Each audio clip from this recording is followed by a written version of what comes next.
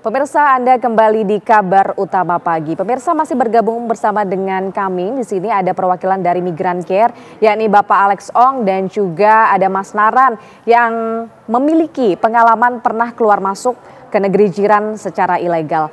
Kami akan ke Mas Naran terlebih dahulu sebelum kembali ke Bapak Alex Ong. Mas Naran, boleh disampaikan terlebih dahulu Mas, sebenarnya pengalaman dari Mas Naran ini keluar masuk Malaysia secara ilegal itu pernah dilakukan pada tahun kapan, Mas? Kalau saya itu sudah cukup lama. Yang kayak gitu dulu di tahun 2008. Kemudian tahun 2008 pernah keluar dari Malaysia dan pernah masuk ke Malaysia juga. Itu. Oke, kemudian pada saat itu yang terjadi seperti apa Mas? Melalui jalur apa? Prosesnya bagaimana? Apakah mudah atau susah? Dan kira-kira biayanya itu seperti apa Mas? Ya, kalau prosesnya mudah-mudah gampang sih. Gimana ya? Kalau ya dari sini itu ya naik bus sampai Johor. Dari Johor itu ada yang jemput kita ke rumah dia. Dikumpulkan dulu, lepas itu naik lori hantu kata orang sini ya kan. Naik lori hantu terus ke tepi laut. Dari tepi laut itu dikumpulkanlah dulu, terus barang-barang kita itu macam handphone ditaruh dalam plastik, bag ditaruh dalam plastik semua biar nggak kena air. Terus lepas itu diangkutlah tiga orang ke pelabuhan tepi laut lagi. Ada pelabuhan itu di tepi laut lagi, di tengah-tengah laut itu ada tempatnya itu. Tempat penampungan lagi itu untuk naik bot yang besar, yang enjinnya itu ada dua ke ada tiga, saya kurang tahu, tapi itu yang betul-betul kapal lautnya itu memang laju lah gitu. Tapi jalannya itu agak malam lah, agak jam 10 atau jam 11 macam itu, 11 malam. Oke. Gitu. Tapi seluruh total penumpang yang ada di dalam kapal itu mencapai berapa orang Mas Naran? Kalau yang saya ingat itu ada 30-an gitu. Kadang dia diangkut 25, tapi itu tergantung apa itu yang kontak juga, karena ada apa-apa juga sudah. Jam sekian boleh berangkat, jam sekian boleh berangkat gitu loh. Sudah ada orangnya semua sudah, gitu. Sudah kerjasama lah sebetulnya gitu loh kan, gitu. Tapi anak buah kapal yang Mas Naran mungkin pernah temui di kapal yang pernah dinaiki, apakah mereka ini dilengkapi dengan persenjataan begitu Mas? Sempat memperhatikan tidak? Enggak ada. Enggak boleh dibawa apa semua, enggak boleh gitu. Hanya boleh bawa baju dengan handphone aja. Itu pun kena bungkus plastik apa semua gitu. Tapi selama pengalamannya Mas Naran, apakah pernah menemui adanya petugas militer dari pihak Malaysia, maksud kami petugas maritim dari pihak Malaysia Mas Naran? Pernah tidak menemuinya? Oh ya, enggak pernah. Soalnya sudah ada orang apa-apa juga. Kalau ada jangan berangkat dulu gitu loh. Kalau ada jangan berangkat dulu. Kalau sudah enggak ada, standby, oke, baru kita jos berangkat. Nah, gitu. Oke. Baik, Mas Naran, saya ingin kembali ke Bapak Alex Ong terlebih dahulu dari pihak Migrancare. Pak Alex, ini kan penembakan sudah terjadi, kasusnya ada bahkan korban yang meninggal dunia. Nah, kira-kira aksi seperti ini apakah berlebihan tidak sih Pak dilakukan oleh pihak Maritim Malaysia? Menurut Pak Alex seperti apa? Kalau kita lihat di sini, kondisi Malaysia Indonesia itu mempunyai hubungan yang cukup baik ya sekarang. Dan kita tidak menghadapi situasi darurat ya tentang keamanan negara, karena hubungan kedua negara sangat baik. Ini hanya sesuatu rutin ya. Agensi penguatkuasa itu melakukan rondaan. Seperti Pak Naran bilang tadi, biasanya warga kita hanya ingin pulang, bukan ataupun masuk ke Malaysia untuk cari pekerjaan. Mereka bukan kriminal. Dan di sini saya juga ingin ingin mohon supaya ibu supaya jangan pakai kalimatnya illegal, karena illegal membawa kronologi kita ini bersalah berunsur kriminal. Mungkin pakai kalimatnya tanpa izin itu lebih sesuai ya untuk warga migran di sini. Kemudian ya kalau kita lihat dari segi penguasaannya itu selalunya ada SOP-nya yang harus diikutin, dan kemudiannya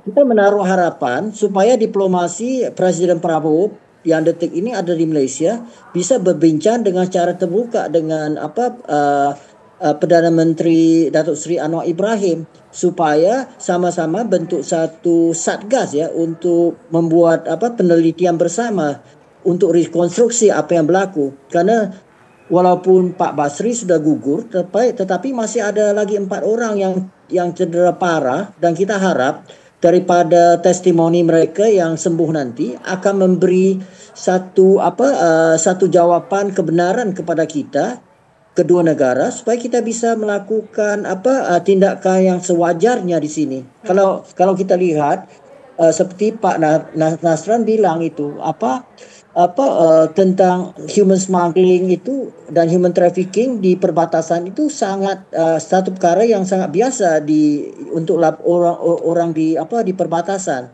Jadi untuk mereka itu bukan untuk mencari nafkah hidup saja, untuk membantu keluarga. Jadi ini juga satu isu yang perlu kita sama-sama mengambil sikap ya.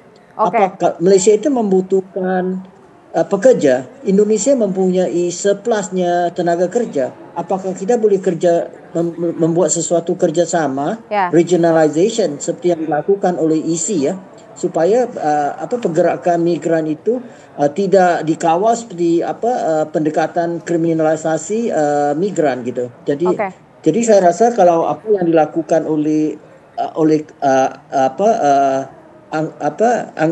agensi penguatkuasa maritim itu mungkin ada sedikit kelebihan, tetap kerana sudah melakukan penembakan itu. Tetapi apa yang paling penting itu kita perlu sama-sama mengakui ini adalah masalah bersama kita yang kita harus cari jalan keluar penyelesaian. Kalau hanya seperti yang kita kalau hanya mengeluarkan data-data, fakta-fakta, tetapi tidak ada rumusan untuk penyelesaian untuk jangka waktu pendek, jangka waktu panjang. Jadi ini tidak akan menyelesaikan masalah ini. Harapan saya supaya pihak kedua negara itu dengan jujur aja berdiskusi dan mencari jalan keluar. Dan pihak aktivis supaya juga bersabar, supaya kita dapat mengeluarkan satu framework yang bagus. Bagaimana kita bisa memain peran untuk membantu PME dan juga kedua pihak pemerintah untuk menyelesaikan masalah yang irregular trespassing ini. Oke, saya ingin mengulang yang tadi disampaikan oleh Mas Naran. Mas Naran tadi menyampaikan bahwa ada nominal yang dikeluarkan yang nampaknya ini digunakan untuk mengurus apa-apa begitu ya. Tadi yang dimaksud apa-apa itu apa Mas Naran? Apakah ada praktik suap di atas perairan yang dilakukan oleh penyedia jasa untuk keluar masuk ke Malaysia yang tanpa izin itu terhadap pihak maritim Malaysia, Mas Naran? Apa yang Mas Naran ketahui? Tak dengar tadi, apa itu? Ya, tadi Mas Naran sempat menyebut ada nominal yang dikeluarkan untuk mengurus apa-apa begitu, untuk mengurus sesuatu. Apa yang dimaksud pernyataan Mas Naran tadi? Oh, itu dari segi keuangan apa semua. Kalau yang di tahun 2008 itu ya sekitaran 650 sampai 700 sampai ke Indonesia, sampai ke kampung lah. Itu pembiayaannya semua itu.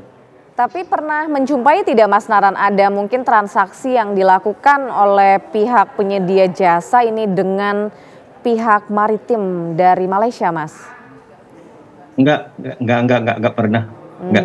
Kalau saya enggak lihat, hanya saya kalau mau pulang itu bayar ke satu orang, bayar sekian, lepas itu sampai ke sana bayar lagi, gitu. Itu aja gitu. Oke. Tapi Soal bayaran ke itu saya kurang tahu. kurang Gitu. paham detailnya Mas ya. Oke. Ya, Tapi kurang paham ya. apakah penyedia jasa jalur kita sebut ilegal sesuai dengan yang disampaikan oleh pemerintah begitu ya, atau mungkin jalur Iya. yang tanpa izin ini, yang tidak resmi ini, apakah sebenarnya penyedia jasanya mudah didapatkan Mas Naran? Dari mana waktu itu Mas Naran mendapatkan informasinya? Iya, dari teman aja. Kalau ada uang semuanya senang kok. Tapi karena pulang kayak gitu, itu pulangnya karena terpaksa. Karena kadang sini nggak ada ampau, nggak ada pempulangan TKW gitu loh. Jadi terpaksa kita melalui jalan belakang gitu ya kan. Gitu. Jika ada uang semua Jalan. senang. Semuanya ini maksudnya pihak mana itu. saja nih Mas? Apakah ada keterkaitan dengan pihak negeri jiran juga atau bagaimana? Ya namanya sudah ada uang kan. Apa-apa saja bisa. Tapi kalau nggak ada uang ya susah kan gitu. Tapi kalau soal di pelabuhan itu, soal bayarnya gitu, saya rasa memang ya ada kerjasama lah semua. Kalau menurut saya lah ada kerjasama semua. Berarti Kalau nggak ada aparatur kerjasama memang nggak bisa. Malaysia Apa-apa nggak juga bisa. membutuhkan ya Mas ya, mendapat Saya rasa bagian lah. begitu. Tapi saya nggak boleh mengatakan itu karena itu saya nggak tahu. Tapi kalau nggak ada kerjasama memang susah. Soalnya yang pengalaman saya yang saya mau keluar pun dia ada orang Malaysia juga yang mengatur gini gitu loh. Ada orang sini juga. Kalau nggak ada orang sini nggak bisa terus cum gitu, nggak bisa gitu loh. Mas, tapi apakah bisa ditarik kesimpulan jika sebelumnya ini ada kasus penembakan atau mungkin penangkapan seperti itu? Apakah lobby-lobby tersebut atau kerja-kerja sama tersebut, transaksi itu ada yang tidak beres, Mas Naran?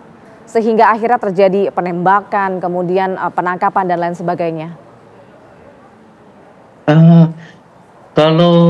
Kalau itu ya saya kurang tahu ya, karena saya pengalaman itu saya cukup lama. Dan saya pun sekarang dari segi itu pun sudah berhenti gitu loh. Ikut jalur yang baik lah gitu sekarang. Baik. Tapi kalau saya nggak tahu ngomongnya gitu loh. Oke. Tapi sebaiknya bagi teman-teman lah ya yang selalu ikut itu sebaiknya jangan ikut lah. Tapi kalau dikejar itu sebaiknya berhenti gitu loh. Sebaiknya berhenti. Dimanapun ya pasti kena sudah. Kalau pengalaman saya sebelum berangkat kita sudah ada aba-aba dulu. Ini sampai selamat enggak, berangkat sekarang selamat enggak, ada rondaan enggak, gitu. Ada di konteks sudah. Tentunya sudah kalau mau selamat gitu jalurnya harus berizin dan juga legal begitu ya Mas Naran. Terima kasih sudah berbagi pengalamannya bersama dengan kami Mas Naran. Dan sebelumnya juga ada Bapak Alex Ong selaku pihak dari Migran Care. Terima kasih sudah bergabung bersama dengan TV One.